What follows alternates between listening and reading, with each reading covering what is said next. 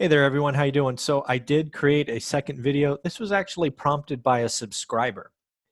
A subscriber sent me about a week ago, I think it was an article on Germany uh, about owner occupants being pretty low. And I've done some research over the last week or so and actually found that Switzerland has the lowest owner occupancy. And recently figured out that not only does Switzerland have the lowest owner occupancy, but also they have negative interest rates.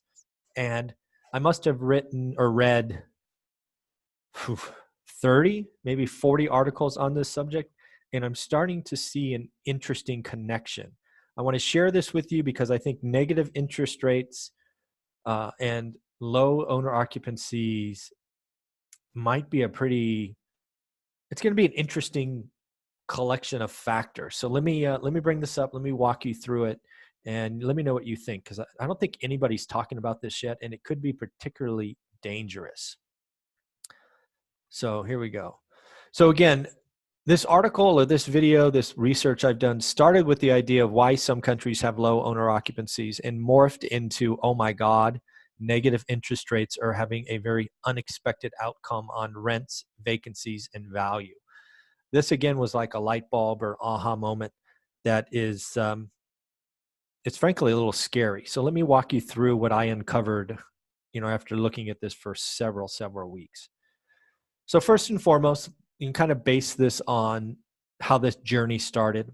I wanted to find the country, the first world country with the highest highest renters and lowest owner occupants. So in Switzerland, 59% of the adults rent.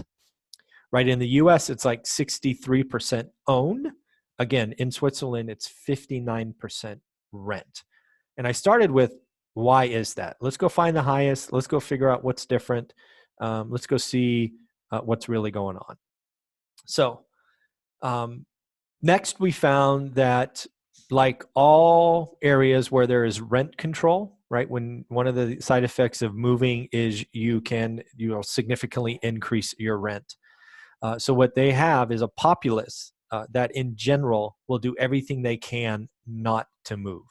Generations have lived in the house or residence and not moved to keep the abnormally low rent.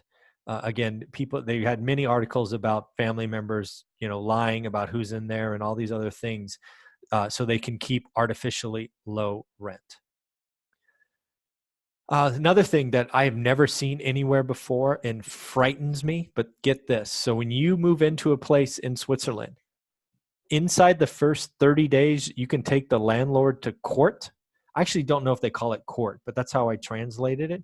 Basically, you can protest. So you can sign a lease, you can agree to the amount, and then you have 30 days to protest. And basically, you go to this little housing court and try to highlight why you are being gouged, why you are being asked to pay too much. And in most cases, the court will side with the tenant and they will get lower rents. So the percentage of people that fight the lease amount is pretty high. So again, Switzerland is very, very tenant friendly and anti-landlord, anti-investor. Again, things uncovered. Pretty much what you would expect from a country that has rent control. Then I found this, and this is where the situation gets murky. I think it's going to get ugly. I think it's going to get particularly dangerous because these have long-term impacts. So Switzerland, one of the article I read, I think it was in 2018. It might have been early 19. I read so many, I forget. But they have the negative 0.75% interest rate on savings and deposits. Literally, cash is trash. Think about that. Put your money in the bank and you get less back every month. That is the definition of cash is trash. And this was the first spark that has led to some dangerous outcomes that I'll highlight in a minute. So what happens if you go negative? What would happen to you or I? Well, we would chase returns, right? We would want to do something better than negative 0.75. We're going to chase better returns. We're, investors, big pension funds, we're talking big money, billions of dollars they got to put to work, right? They operate, I think, with they're trying to get 5% for their pensioners and all of that. Well, you can't do that with cash, right? So they have been flooding the market with property acquisitions and property development. There have been thousands and thousands of units added because properties are the only thing that can produce the returns that they need. This is when it gets ugly, right? So you have a building boom in Switzerland that started years ago, and now these properties are coming on market. Guess what's happening? This is where it gets ugly and dangerous and will have long-term ripple effects.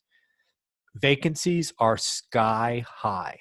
They have, in many cities, have never had the record vacancies that they have now. The